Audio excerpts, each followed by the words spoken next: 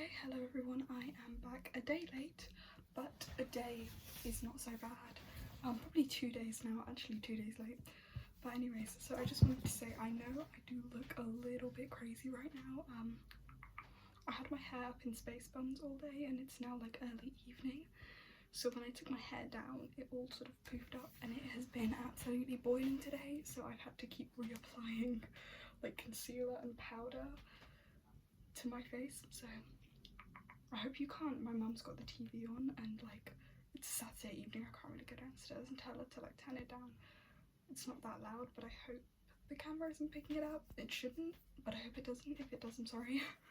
So I wanted to start with some small updates. It's nothing bad, it's nothing really that huge. I just wanted to make everyone aware that I'm gonna start regulating for the next month or so. Oh, my brother's being loud. I'm gonna go tell him to shush.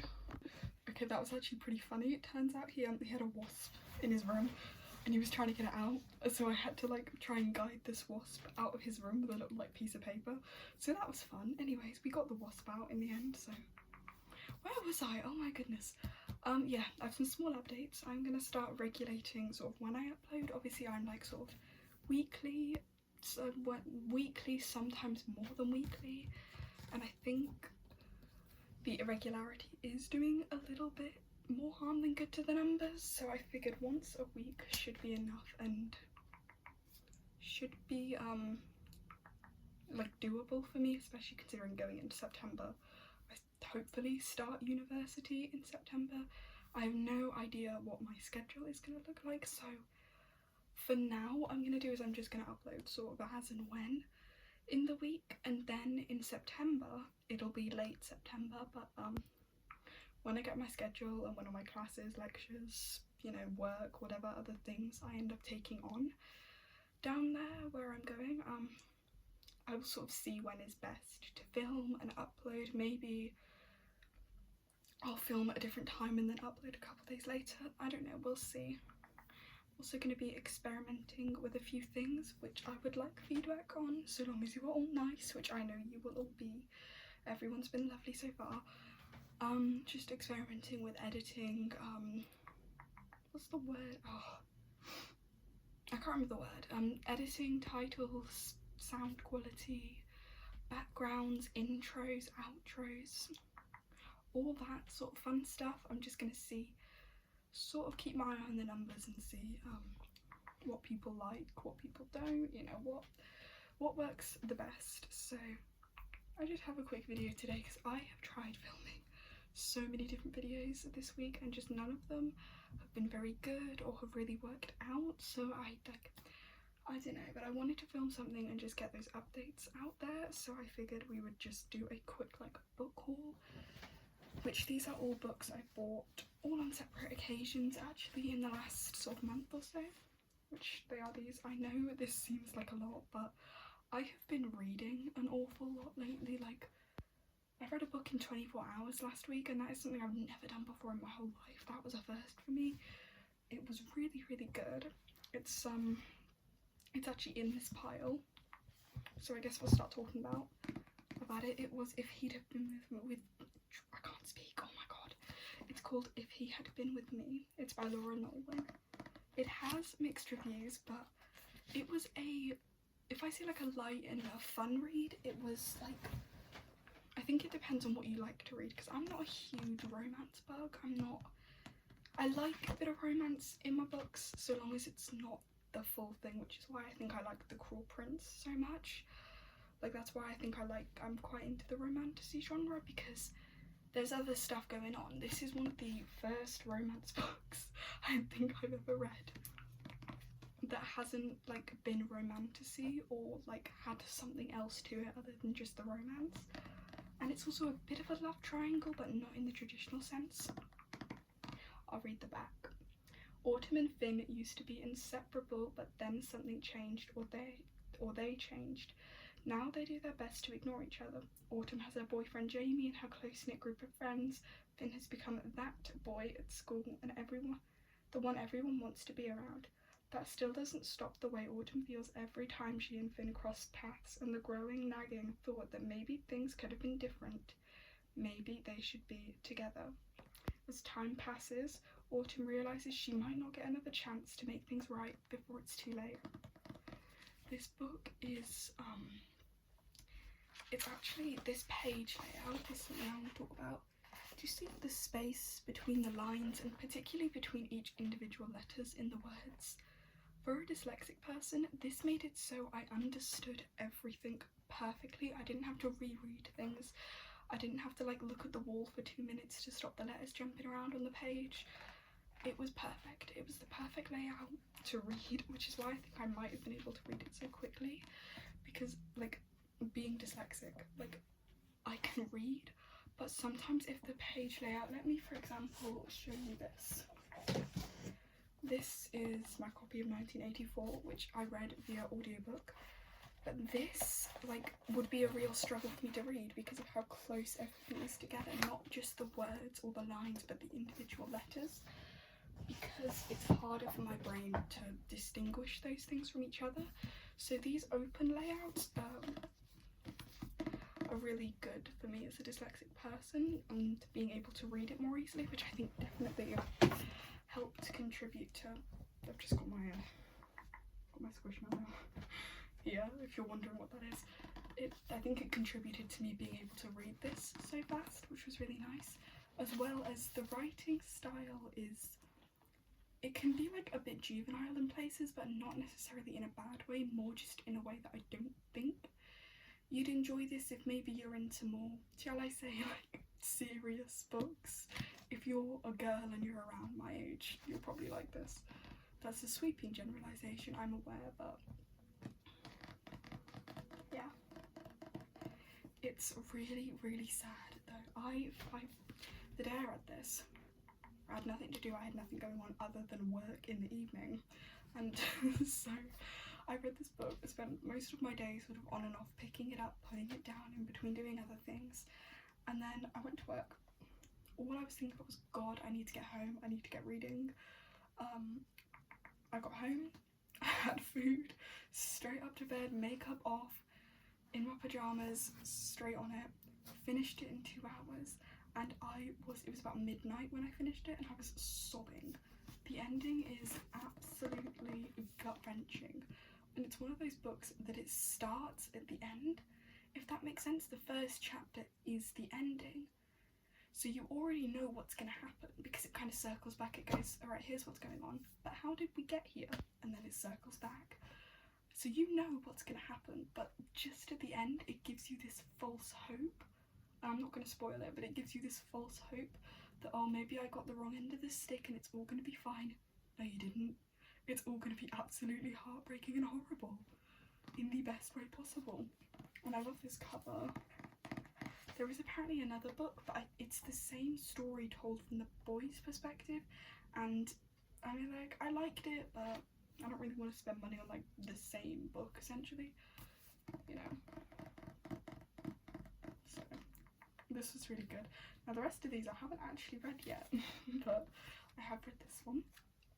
So along a different vein, I picked this one up in the Lake District. It's called Welcome to the Hyamdong, I'm definitely pronouncing that wrong, bookshop.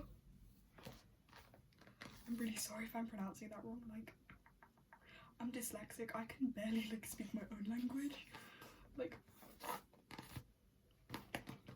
but it's Korean. It's by a Korean author, and I'll read you the blurb. Actually, I won't read you the blurb. Essentially it's about a woman who, she's this real like high flyer, well achieving woman. She lives in South Korea, and like she gets really burnt out and everything just starts to fall apart, so she decides to open this bookshop, and it's sort of about like the lessons she learns about like slowing down, taking care of yourself. It's similar to there's a Japanese one and the name is just not coming to me. It's in a similar vein to that. There's a bit of a genre coming out of like countries like Japan and South Korea that have this like culture of a high work ethic and a lot of like social burnout. There are a lot of books coming from authors from these countries, that speak on sort of learning to slow down, and that maybe life isn't all about these big achievements, and sometimes we do just need to take care of ourselves, which I love.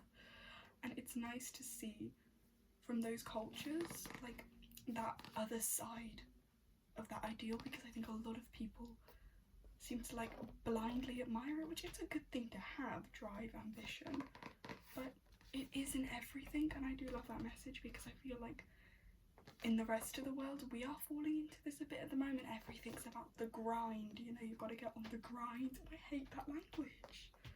Not everything is about how much money you earn or what you do, and not everything is about that, and it will not make you happy.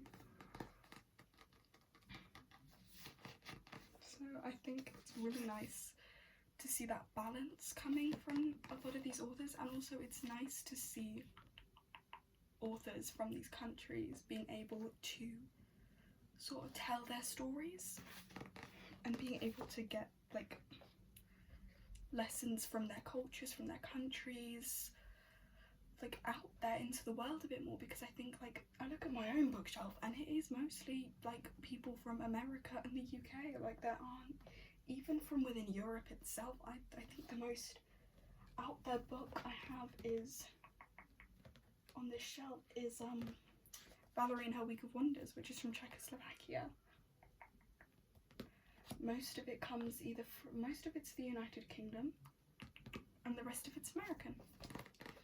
So I think it's definitely nice to get that diversity. I don't even consider it political. I don't think it's that controversial of a thing to say that when I'm reading, I like to get other people's perspectives. I like to hear other people's stories. That's the whole point of writing, is to document our experiences, our feelings, and those will, what's the word?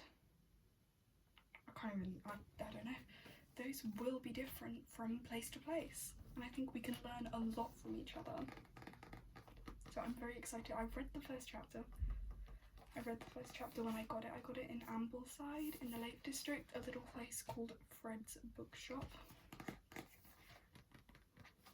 So I'm really excited to read that. I've just like dropped the books. So the next one has literally been recommended to me so many times, but it's Taylor Jenkins Reid, I believe. Taylor Jenkins Reid, The Seven Husbands of Evelyn Hugo. This is the same woman who wrote Daisy Jones and The Six, which is another book I really want to read. But this is about like this like quite, I think she's an actress. She's like a famous woman, but it's like it tracks her life and sort of like the scandals and all of that fun stuff. I love the cover. That dress is gorgeous, but it's supposed to be really good, and it's supposed to be, I don't know, it's been highly recommended, and I do like the idea of it. And I know a lot of people personally who have read this, which does make me curious. So I'm quite excited to get into this one. This was one I just picked up offhand at Tesco's, which if you're in the United Kingdom, their book prices, even without the club card, I think they do a deal where if you have the Tesco club card, you can get 2 books for £9, which that's pretty good. They do hardbacks for £9, and they do paperbacks like this for £6, which is really good because the price on the back of this is £9.99 and they sell it for £6. I'll take it. So I got this one. I also got my copy of Fourth Wing there, and I think a few other books here and there have come from Tesco's. So it is a pretty decent place to buy books in the United Kingdom. They don't have like a huge selection of books. Like I see so many videos from like BookTok people. I'm not actually on TikTok, so it would more be like a Bookstagram, but I hate that. I think it sounds so cringe. And like BookTube. I see so many videos from like Americans in the Target book section, and they've got everything. They've got like all the good books. I'm so jealous. You're very lucky to get like the real like trending books, and it's not that I read everything that trends, but because I'm active on social media, I will see things recommended that I think, oh, I might give that a go. and like I have to either order them online, and I don't like Amazon as a company for personal reasons that I'm not going to get into, because I don't want people sounding off in my comment sections, and I don't want to get too crazy. This is ASMR after all, but I don't like them for personal reasons. But so I have to order off Waterstones, and the prices from Waterstones are literally the same. Their delivery just takes a little bit longer, which I can wait. I'm patient.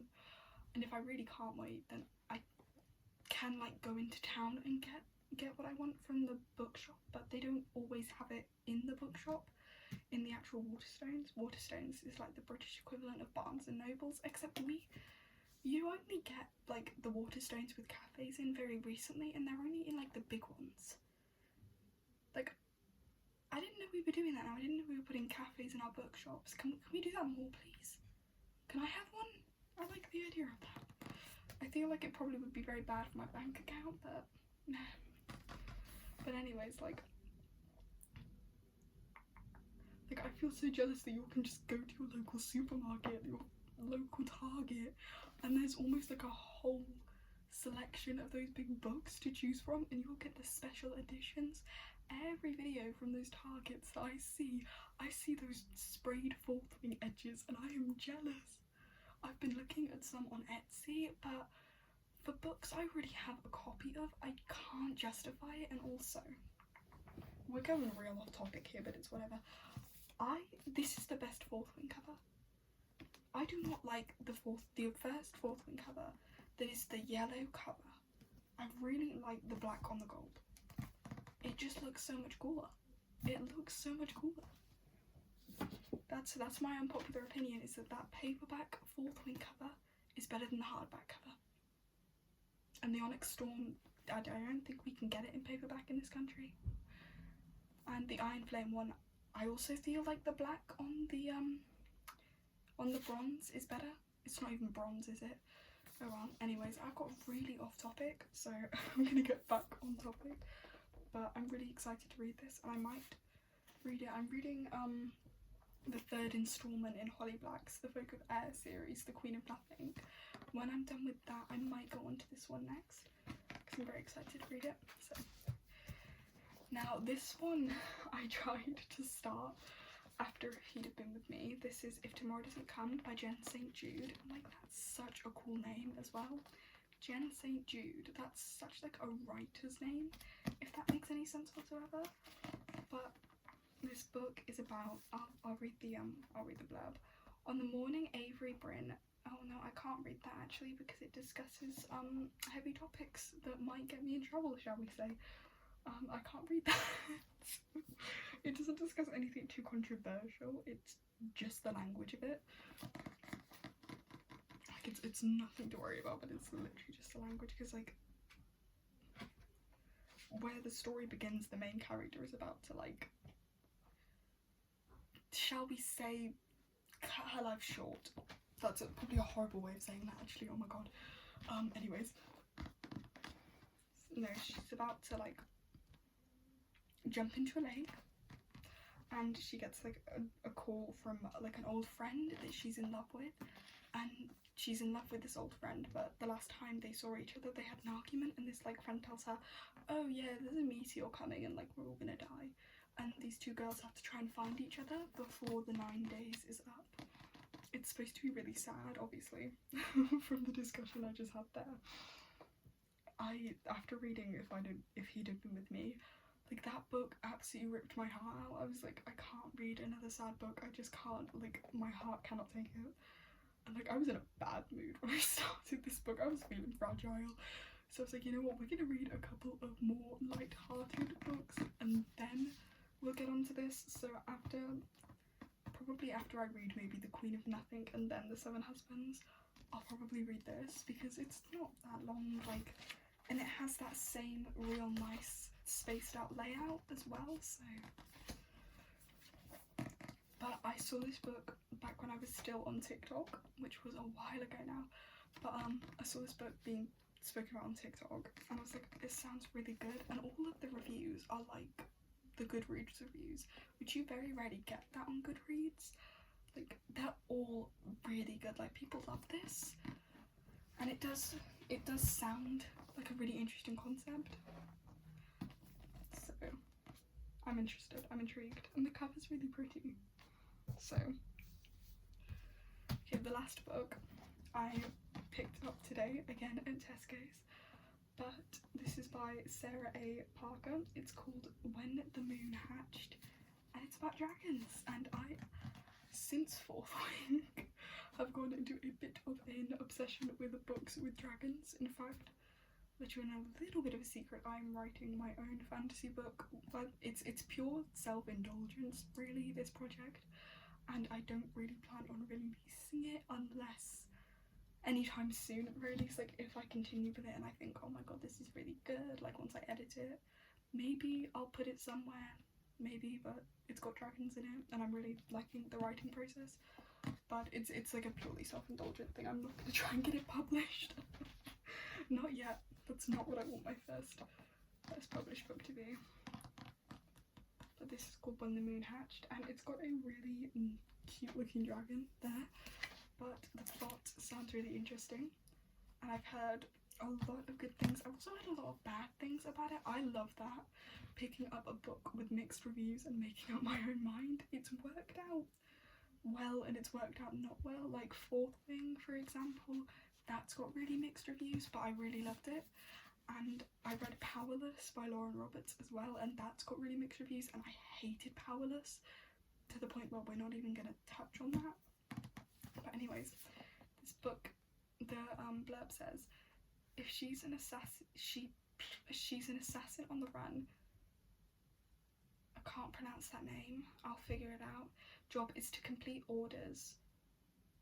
So the main character's job is to complete orders and never get caught until a rival assassin devastates her world and she is captured by a group of powerful fae. He's the dragon rider who'll stop at nothing to save her. Crushed by the loss of his great love, Khan Vorga hunts the world for answers. Then a clue lures him right into the capital's high security prison, where he finds the main character. Together they'll burn it all down. Now they seek truths that threaten to shatter everything they knew about their world and each other.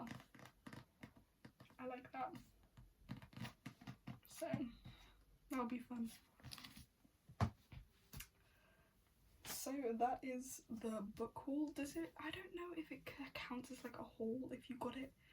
I think it does, because I think that's what a lot of like book hauls are. Books are expensive.